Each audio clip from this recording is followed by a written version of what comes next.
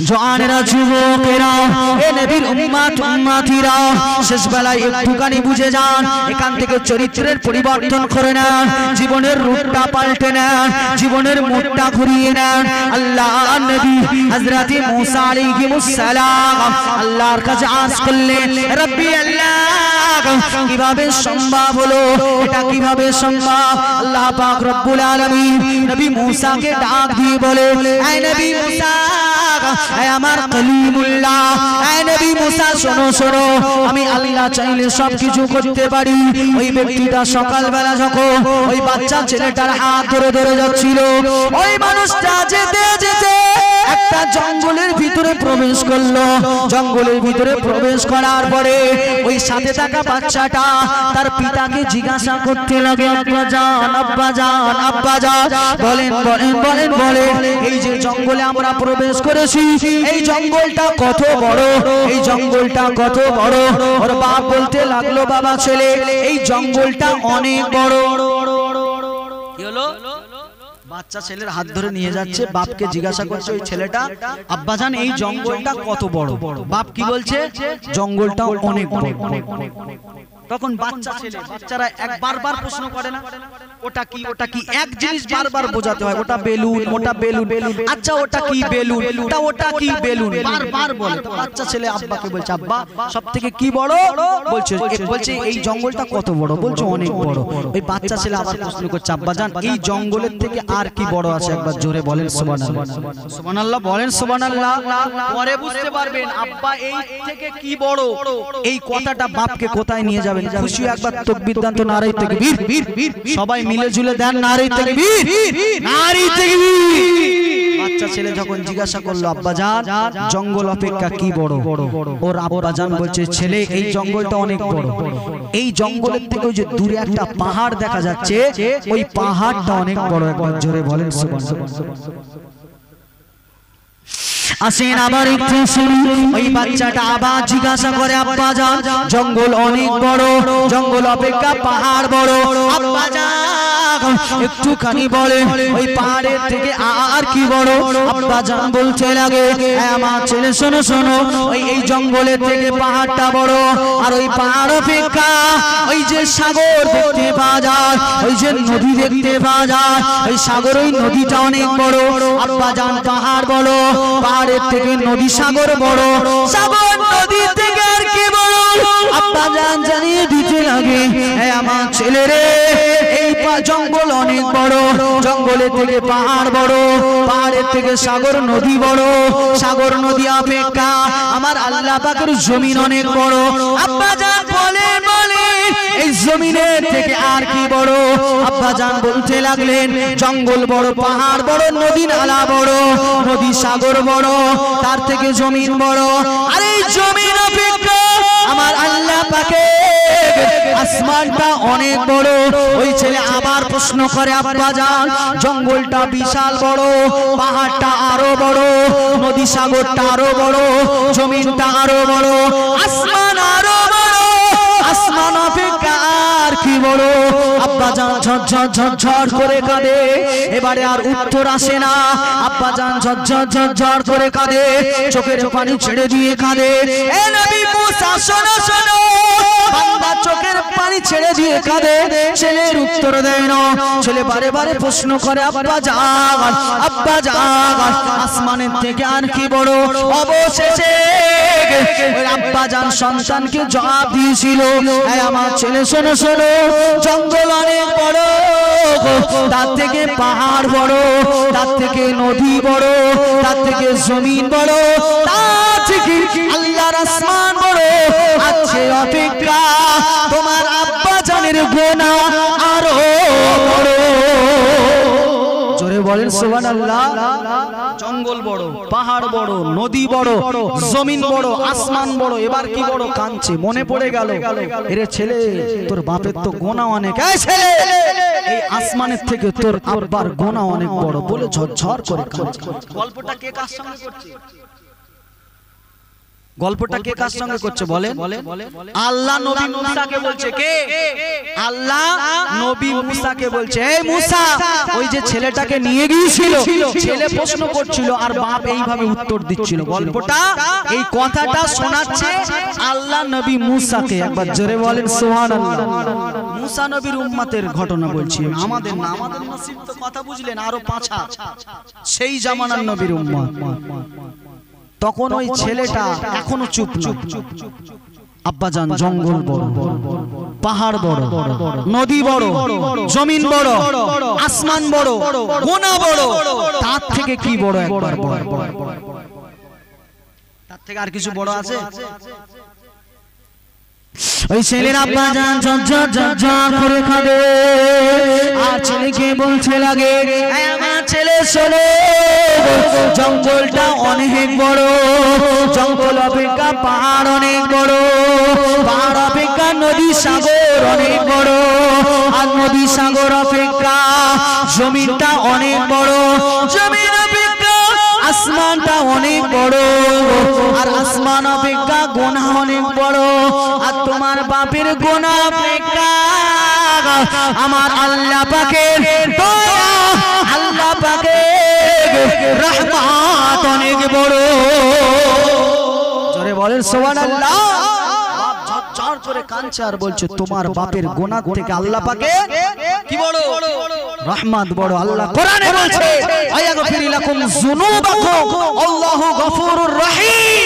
আমি গফুরুর রহিম, আমি দয়াময়, অতি দয়াময়। বান্দা নিরাশ হয়ে যাস না, তুই আমার রহমতের দিকে তাকাবি। তোর 60 বছর, 70 বছর, 80 বছর, 90, 100 বছরের গোনা আমি আল্লাহ ধুয়ে মুছে সাফ করে তোকে আমি আল্লাহ কবুল করে নেব। জোরে বলেন সুবহানাল্লাহ। নবী মুসার উম্মত একবার আল্লাহর রহমতের দিকে তাকিয়েছে।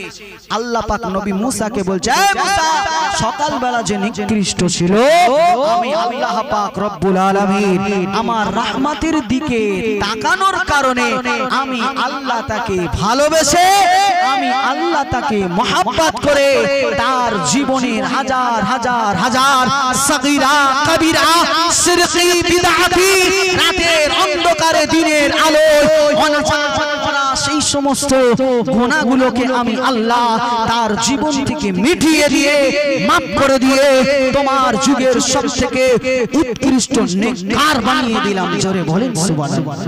আমরা তো আখিরি নবীর উম্মত, তাহলে আমরা যদি সেই আল্লাহর রহমতের দিকে একবার তাকাতে পারি, বলেন তো আল্লাহ পাক আমাদের উপরে এই রহমত, এই দয়া করবেন না করবেন না?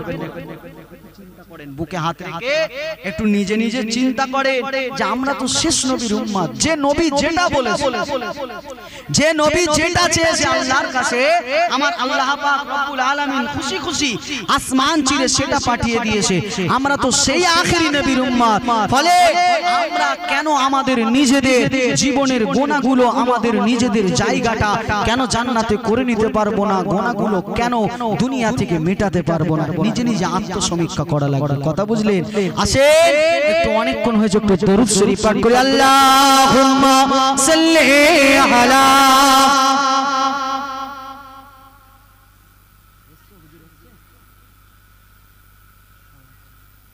দরুদ শরীফ জোরে জোরে পড়েন। আল্লাহুম্মা সাল্লি আলা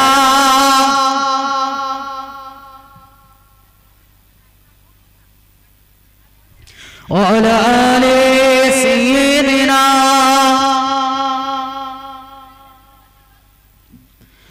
গোলাপ নীলাম, গাধা নীলাম, নীলাম রজনী গন্ধা, মনের সুখে মালা গেথেছি সকাল হতে সন্ধ্যা। একেবারে দেখা দাও যদি ও কামলিওয়ালা, একেবারে দেখা দাও যদি ও মদিনাওয়ালা, মনের সুখে পরাবো তোমার হাজার ফুলের মালা, মনের সুখে পরাবো তোমার হাজার ফুলের মালা। ইয়া রাসূলুল্লাহ ইয়া হাবিবাল্লাহ সবাই বলে ইয়া রাসূলুল্লাহ ইয়া হাবিবাল্লাহ ইয়া রাসূলুল্লাহ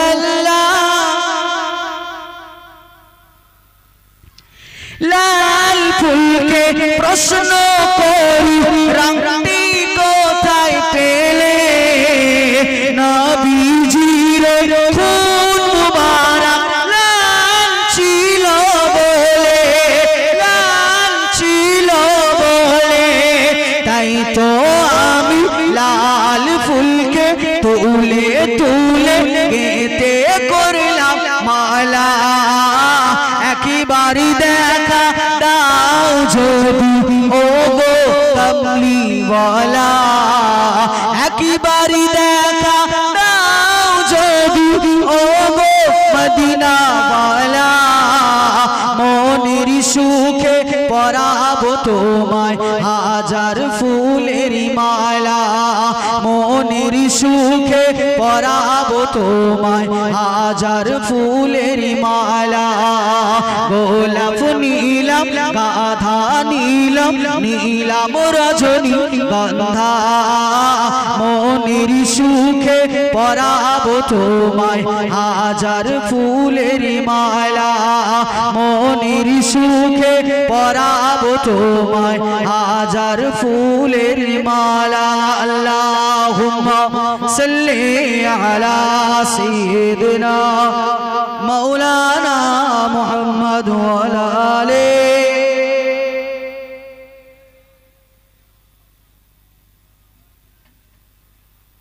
আমার বাপজিরা ভাইরা যে কথা বলছিল প্রথম থেকে কিন্তু একটাই জায়গা আমরা যেহেতু দাবি করছি নবীকে ভালোবাসি হুব্বে রাসূল আমরা নবীকে ভালোবাসি দাবি করছি কি হুব্বে রাসূল এই মুখে দাবি করছি এই মুখে দাবি করে কাজ নেই অন্তরে জায়গা দিতে হবে কাজ করে দেখাতে হবে এটাই বোঝাতে চাইছি এটাই আমার আজকের সাবজেক্ট পরে বলছিলাম কি আল্লাহর দয়া রহমত বরকত কুদরতের কোনো শেষ নেই একবার ফিরে এসো এই হকটাকে হক বলে জানো সত্য পথে এসো আমার আল্লাহ তোমার জীবনটা সোনায় সোহাগা বানিয়ে দেবে একবার জোরে বলেন সুবহানাল্লাহ মক্কার কুফারে কুরাইশ বেঈমান বেদিনেরা এই হকের আওয়াজটাকে আমার নবীকে শেষ করে দিতে চেয়েছিল নাস্তে নাবুদ করে দিতে চেয়েছিল নবী পাক সাল্লাল্লাহু আলাইহি ওয়াসাল্লাম প্রথম তো দুনিয়ায় এসে হাজার হাজার সাহাবী পায়নি পেয়েছিলেন হাজার হাজার সাহাবী ছিলেন একা ছিলেন আস্তে আস্তে হযরত আবু বকর সিদ্দিক ঈমান আনলেন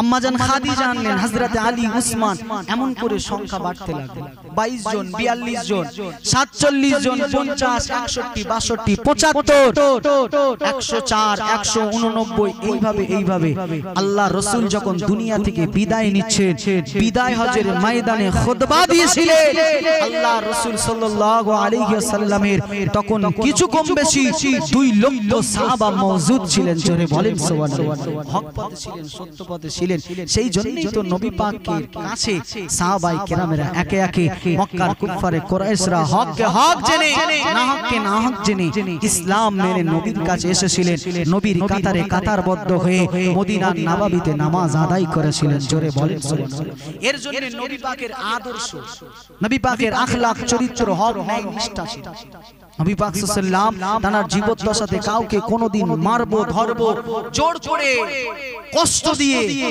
ইসলাম গ্রহণ করেননি ঈমান আনয়ন করেননি নবী পাকের আখলাক দেখে মুসলমান নবী পাক সাল্লাল্লাহু আলাইহি ওয়াসাল্লাম তৎকালীন সময় দিনের বেলায় বেরিয়ে যেতেন কখনো বা তায়েফে কখনো মক্কার অলিতে গলিতে মানুষদের কাছে যে বোঝাতে আমি আল্লাহর রাসূল আল্লাহ পাক আমাকে নবী করে পাঠিয়েছে আল্লাহকে আল্লাহ বলে মেনে নাও তোমরা যে লাত ও উজ্জা মানতের পূজা করো ওগুলো মিথ্যা ওরা তোমাদের উদ্ধার করতে পারবে না বরং তোমাদেরকে নাস্তে নাবুদ করে ফেলবে ইবলিস শয়তানের ধোঁকায় পড়ে আজকে তোমরা এই বর্বরতার দিকে ডুবে আসো তোমরা ফিরে এসো শান্তির দিকে ইসলামের দিকে কোরআনের দিকে আহ্বান করতে লাগলো মক্কার বেঈমান বেদিন মুশরিক মুশরিকের বাচ্চারা সেই তৎকালীন জামানায় আজ থেকে 1500 বছর আগে আরে আমার সোনার নবী নূর নবী রাহমাতুল লিল আলামিনের এই হক কথা বলার দরুন তারা তো ঈমান আনেনি, বরং বড় বড় মরুভূমির পাথরগুলো নিয়ে নবী পাককে ছুঁড়ে ছুঁড়ে মেরেছিলেন।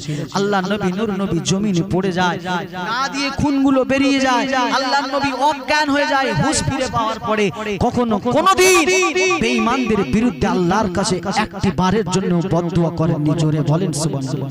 এই যে বদদুয়া করেননি, নবীর আদর্শ দেখে ইসলামের দিকে মক্কার কুফারে কুরাইশরা আস্তে আস্তে নবী পাক সাল্লাল্লাহু আলাইহি ওয়াসাল্লাম কখনো কোনোদিন ভয় করেননি। বড় বড় বীর পলোয়ানগুলো তাদের বাড়িতে চলে গেছে। তৎকালীন মক্কায় একজন বীর পলোয়ান ছিল, হযরতে রুকানা। প্রথমে ইসলাম গ্রহণ করেননি। এই রুকানা ভীষণ তাকতদার, শক্তিশালী একজন যোদ্ধা, একজন কুস্তিগীর ছিল। হযরতে রুকানা রাদিয়াল্লাহু তাআলা আনহু যখন ইসলাম গ্রহণ করেননি, একজন শক্তিশালী মানুষ আল্লাহর নবী তার দরওয়াজায় গেলেন, ঠক ঠক করে মারতে লাগলেন।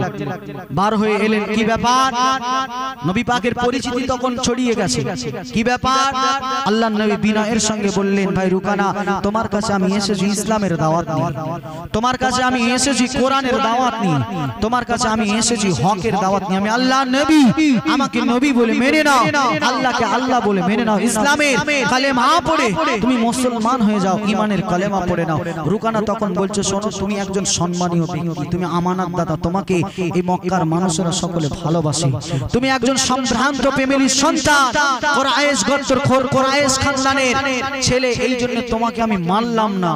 তোমাকে আমি একটা অফার দিচ্ছি, শোনো, তোমাকে আমি চাইলে অপমান অপদস্থ করে মেরে এখান থেকে তাড়িয়ে দিতে পারতাম, কিন্তু তুমি যেহেতু একজন সম্ভ্রান্ত ফ্যামিলির সন্তান, কুরাইশ গোত্রের, হাশমি খানদানের, এই জন্য আমি তোমাকে একটা অফার দিচ্ছি। অফারটা কি?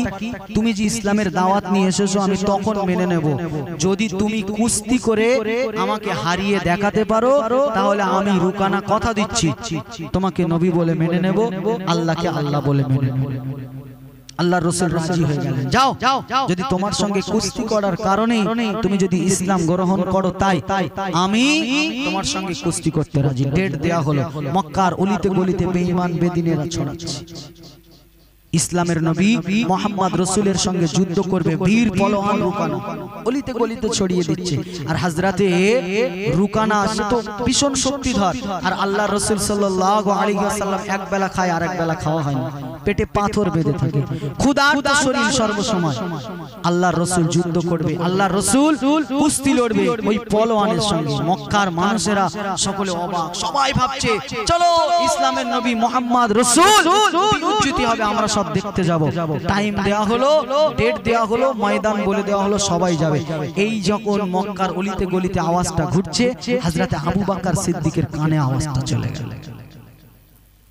বিল্লাহি মিন শুরুরি আনফুসিনা ওয়া মিন সাইয়্যাতি আমালিনা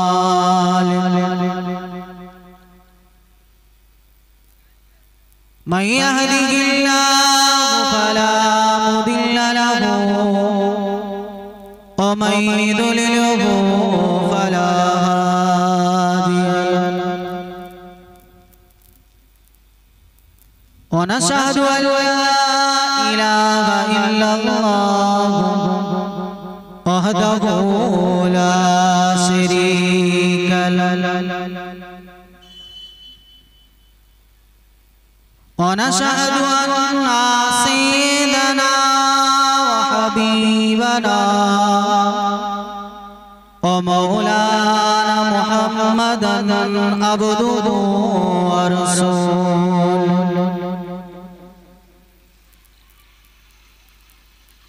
الذي أرسله بالحق بشيرا ونذيرا وداعيا إلى الله بإذنه وسراجا منيرا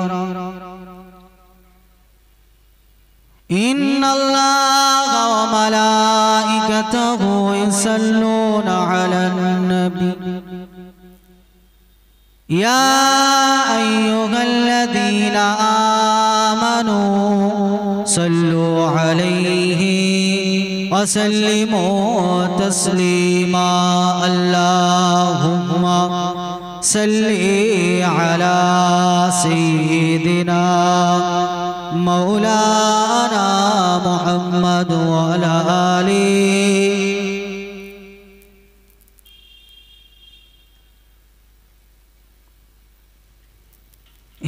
हिदायर जानालाटा खोले दाना हिदायर जानालाटा खोले दाना प्रभुर प्रेमे मन साड़ा दाना हिदायर जानालाटा खोले दाना प्रभुर प्रेमे मन साड़ा दाना विश्व मालिक जिनि अल्लाह महान सृष्टि तारिये निखिल जहान तबु केन तार डाके साड़ा दाओ ना तबु केन तार डाके साड़ा दाओ ना प्रभुर प्रेमे मन साड़ा दाओ ना हिदायर जानालाटा खोले दाओ ना प्रभुर प्रेमे मन साड़ा दाओ ना অসীম ক্ষমতা যার সবার উপর যার নামে বয়ে যায় চর নানাহার অসীম ক্ষমতা যার সবার উপর যার নামে বয়ে যায় চর নানাহার আল্লাহ আল্লাহ রবি সবই দিওয়ানা প্রভুর প্রেমে মন সাড়া দাও না হৃদয়ের জানালাটা খুলে দাও না হৃদয়ের জানালাটা খুলে দাও না প্রভুর প্রেমে মন সাড়া দাও না প্রভুর প্রেমে মন সাড়া দাও না ক্ষমা চাও ডুবে যদি পাপ দরিয়ায় প্রভু দিবে ক্ষমা করে দয়া বিলায় ক্ষমা চাও ডুবে যদি পাপ দরিয়ায় প্রভু দিবে ক্ষমা করে দোয়া বিলায় দরবারে কেন তার হাত পাতো না দরবারে কেন তার হাত পাতো না প্রভুর প্রেমে মন সাড়া দাও না হৃদয়ের জানালাটা খুলে দাও না হৃদয়ের জানালাটা খুলে দাও না প্রভুর প্রেমে মন সাড়া দাও না প্রভুর প্রেমে মন সাড়া দাও না আল্লাহুম্মা সাল্লি আলা উচ্চ আওয়াজে পড়ে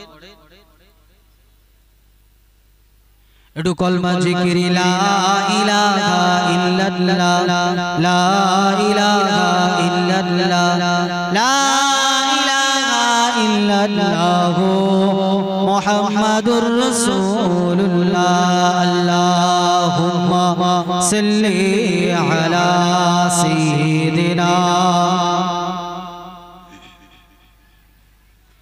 وعلى آله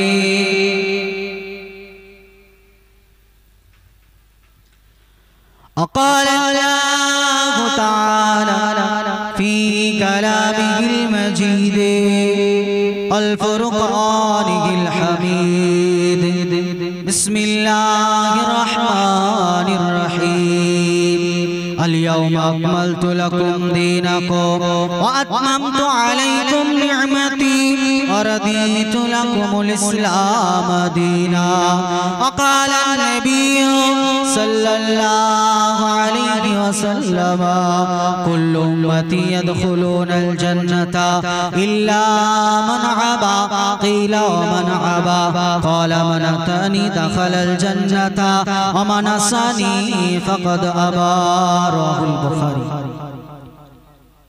সমস্ত প্রশংসা সেই মহান আল্লাহ পাক রব্বুল আলামিনের দরবারে বারগাহ ইলাহিতে যে আল্লাহ পাক রব্বুল আলামিন হাজারো ব্যস্ততা থেকে পৃথিবীর জমিনের হাজারো কাজ থেকে দূরে সরিয়ে জান্নাতের বাগান বেহেশতের বাগান সুন্দর এই মজলিসে এসে বসবার তৌফিক দিয়েছে খুশি হয়ে ভক্তি ভরে মহব্বত করে সেই রব্বে কারিমের শুকরিয়া আদায়ে সকলে একবার বলে আলহামদুলিল্লাহ প্রাণ খুলে বলেন আলহামদুলিল্লাহ তারই পরপরি প্যারা হাবিব সরওয়ারে কায়নাত নূর নবী রাহমাতাল লিল আলামিন যাকে আল্লাহ পাক রব্বুল আলামিন মানব জাতির রাহবার করে পাঠিয়েছেন সৃষ্টি জগতে রহমত করে পাঠিয়েছেন সেই নবী পাকের মোবারক মুকদ্দাস রওজায়ে আতহারে বর্ষিত হোক লক্ষ কোটি দরুদ সালামের সাকিনা সকলে একবার বলি সাল্লাল্লাহু আলাইহি ওয়াসাল্লাম আজকে স্কুল পড়া যুবক জওয়ান আমার ভাইরা তারা অক্লান্ত পরিশ্রম করে খাটাখাটনি করে এই সুন্দর একটা বেহেশতের বাগান জান্নাতের বাগান সৃষ্টি করেছেন তৈরি করেছেন তাদের একটা মাকসাদ ছিল তাদের একটা চাহাত ছিল তাদের একটা ইচ্ছে ছিল এক সপ্তাহ দু সপ্তাহ এই যে হাড় ভাঙা খাটাখাটনি করে চিন্তা টেনশন নিয়ে এই বক্তাদেরকে দাওয়াত দেওয়া ডেকোরেটরদের সঙ্গে যোগাযোগ করা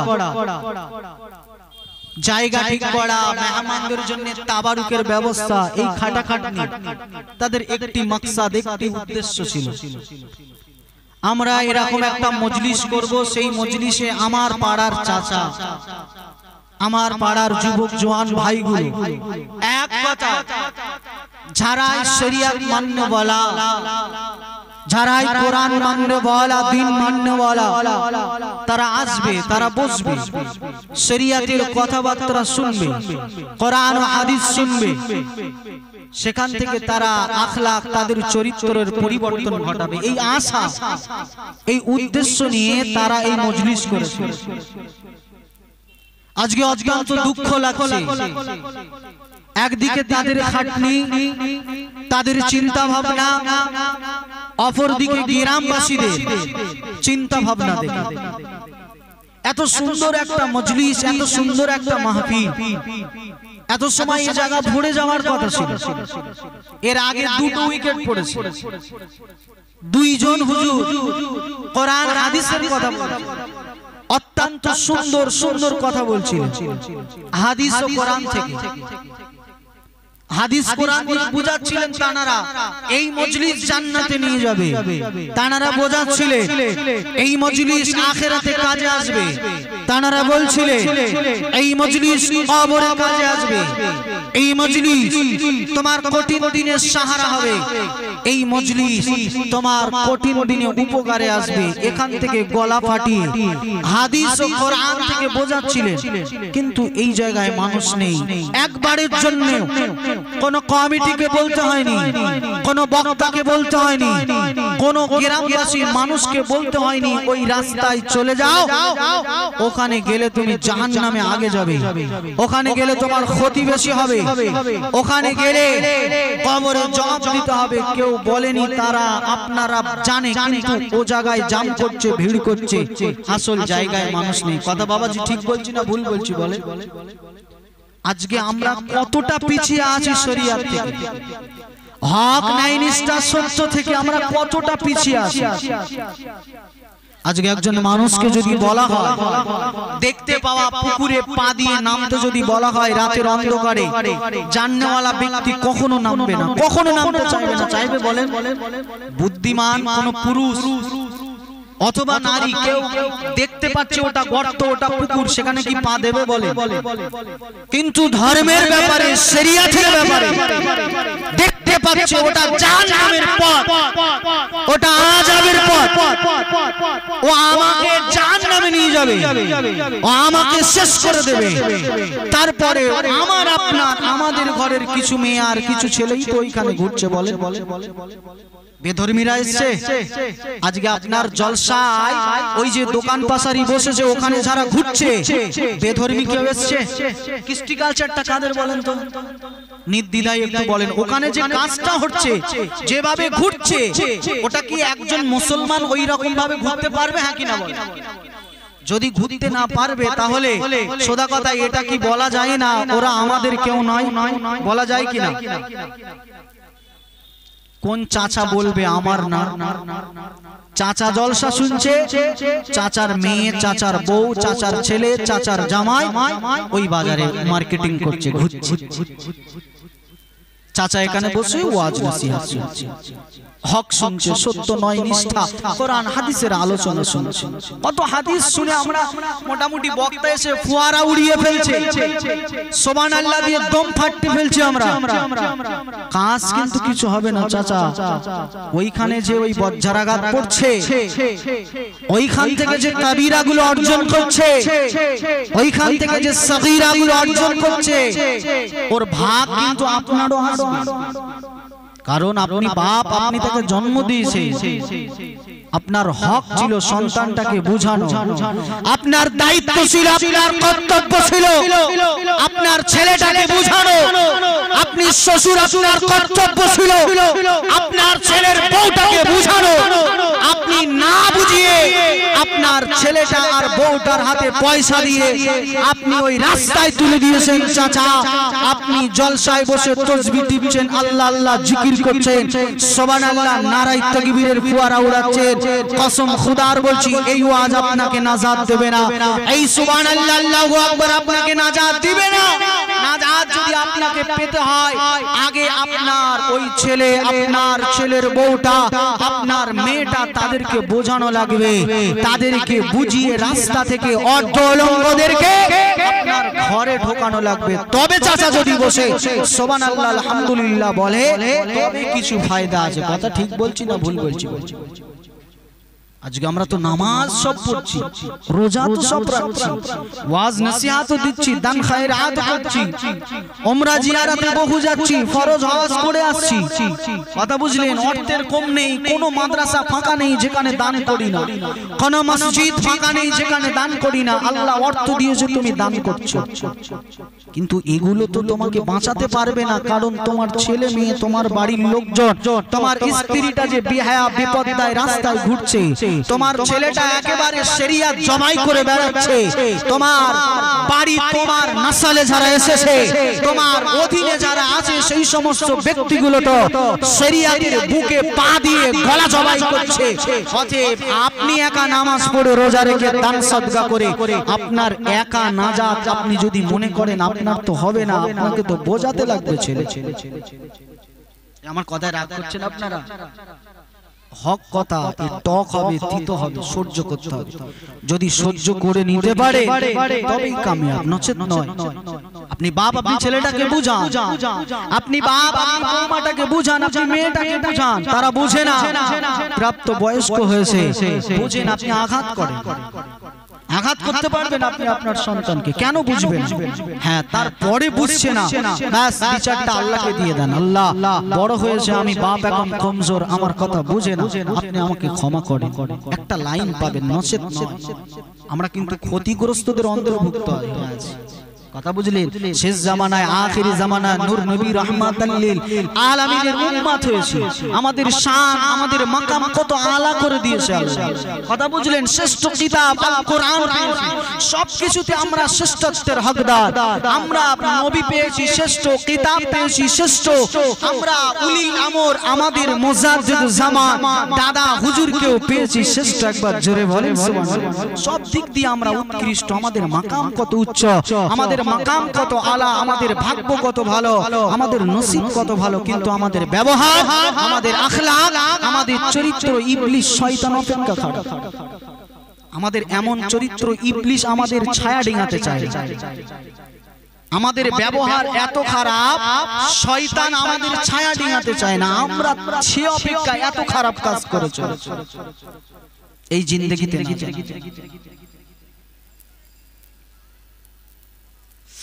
তাই আসির একটু ঠান্ডা মাথায় বুঝি এবং জুড়ে নৌসাহারিরা এবং জুড়ে নামাজি বন্ধুরা, আল্লাহর রাস্তায় কিছু কথা আজকে শুনে যান।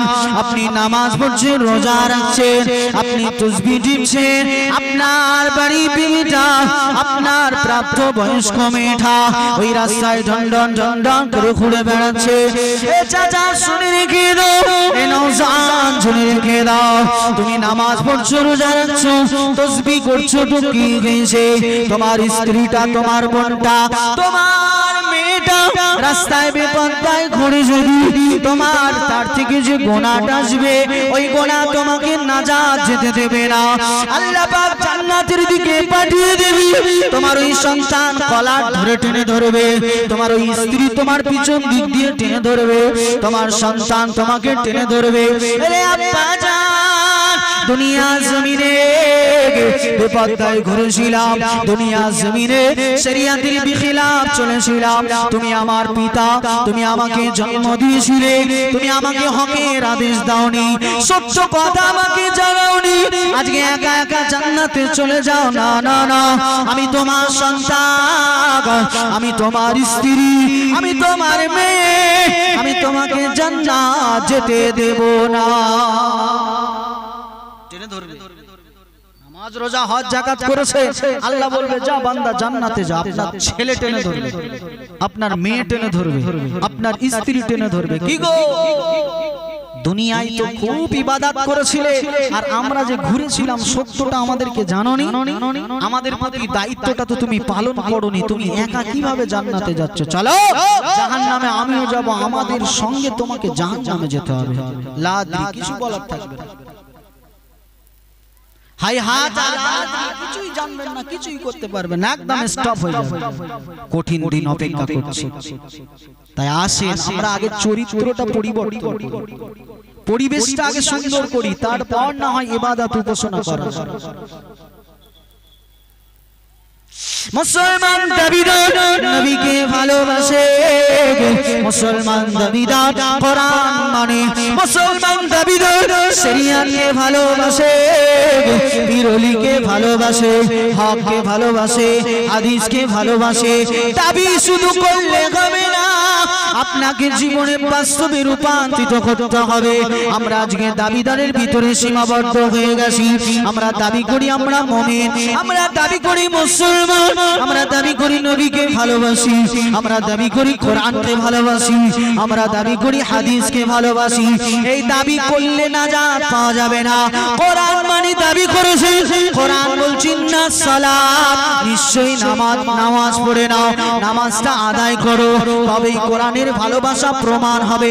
আল্লাহর নবী বলছি, এই জগতের পুরুষেরা আল্লাহ পাক তোমার মুখে দাড়ি দিয়েছে, এই দাড়িটা সুন্নাত মনে করে রেখে দাও। এই সুন্নাত মনে করে যদি রাখতে পারেন তবেই নবীর ভালোবাসা হবে।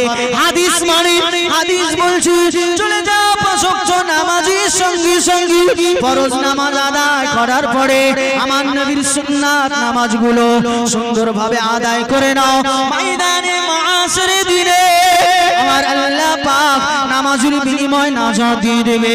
মুসলমান হাদিস মানা তখনই প্রমাণ হবে ফরজ নামাজ পড়ার পরে আমার নবীর নামাজ সুন্নাত নামাজগুলো যখন আপনি সুন্দরভাবে আদায় করে নেবেন তখন নবী মানা হবে, পীরলি মানা হবে।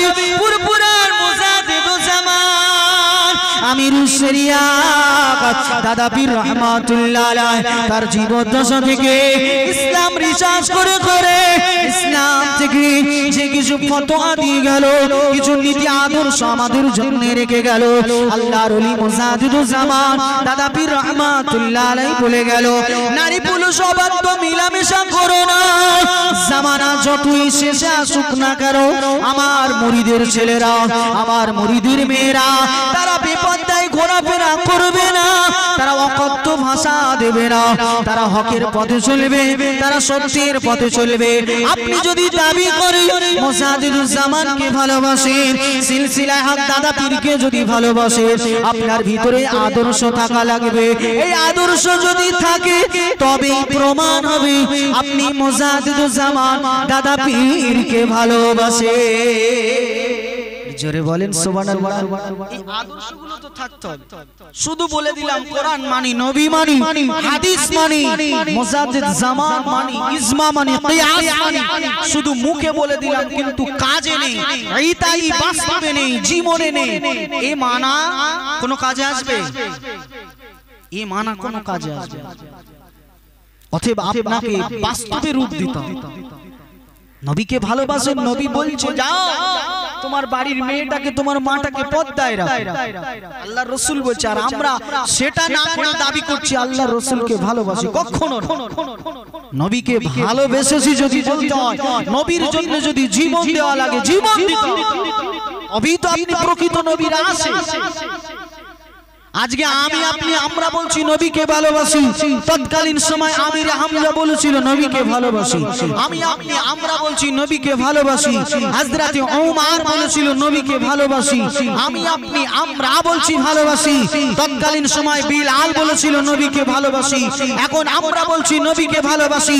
তৎকালীন জামানায় আব্দুল্লাহ ইবনে হুযাইফা রাদিয়াল্লাহু তাআলা আনহু হুজুর বলেছিল নবীকে ভালোবাসি। তাদের বলা আর আমাদের বলায় পার্থক্যটা কি? তানারা বলেছিলেন কাজে দেখিয়েছিলেন, জীবন দিয়ে দিয়েছিলেন, নবীর রাহে কুরবান করে দিল। আরে নবীকে ভালোবাসি বলেছি তো জীবনটা নবীর কদমে সদকা, জোরে বলেন সুবহানাল্লাহ, নবীর কদমে সদকা করে দিল। যাও আমিনার লাল আব্দুল্লাহর বেটা হযরত মুহাম্মদকে ভালো যদি বাসি, শিকার যখন করেছি, জীবন যদি চলে যায় বিলালের পরোয়া নাই, জোরে বলেন সুবহানাল্লাহ। পরোয়া করেননি, দিয়েছেন তানারা জীবন, নবীর জন্য তানারা জীবন দিয়ে গেছে।